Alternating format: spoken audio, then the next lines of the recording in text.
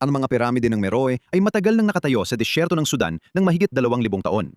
Ngunit mula nang sumiklab ang digmaang sibil noong 2023, halos natigil na ang mga gawain para mapanatili ito. Umalis na ang mga dayuhang misyong arkeolohikal at lalong nalalantad ang lugar sa buhangin, ulan at erosyon. Matatagpuan mga 200 kilometro hilaga ng Khartoum. Ang Meroe ay may mahigit 200 piramide na itinayo mula humigit kumulang 800 BC hanggang 350 AD. Nagsilbi ang mga ito bilang maharlikang libingan ng mga pinuno ng sinaunang kaharian ng Kush. Ngunit ngayon, nagkakahiwa-hiwalay na ang mga bato mula sa mga estruktura at naiipon ang buhangin sa loob ng mga templo at ang mga halaman ay kumakalat na sa ilang bahagi ng lugar.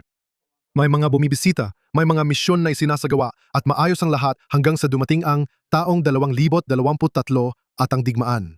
Nangyari ang digmaan at nagtrabaho kami sa panahong yon. Ngunit tumigil ang mga pagbisita at mga misyon. Inabot kami rito ng digmaan, habang abala pa rin kami sa trabaho. Bago ang labanan, regular na nililinis ng mga grupo ang buhangin, minomonitor ang mga sira at nagtatrabaho para protektahan ang marupok na pader ng pyramid na gawa sa sandstone. Kung walang ganong pag-aalaga, sabi ng mga manggagawa, bumilis ang pagkasira. Nagsipon ng buhangin sa paligid ng mga pyramid at sa loob ng templo, nagsimulang magbagsakan ang mga bato. Hindi lang sa panlabas makikita ang banta. Sa loob ng mga templong panglibing, may mga inskripsyon at guhit na nagpapakita ng impluensya mula sa sinaunang Ehipto, Gresya at Roma. Nagbabala ang mga arkeologo na ang asin na inilalabas ng naipong buhangin ay maaring pumasok sa batong buhangin, pahinain ito at tuluyang masira ang mga ukit doon.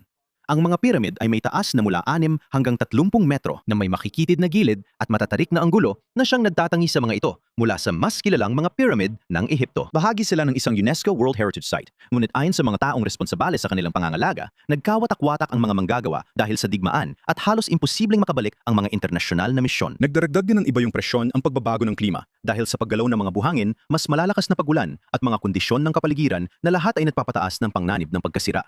Sa ngayon, nananatiling nakatayo ang mga piramid, ngunit kung walang panibagong pagsisikap sa konserbasyon, nagbabala ang mga arkeologo na maaring mawala sa Sudan ang bahagi ng sibilisasyon nito na nanatili sa loob ng libu-libong taon.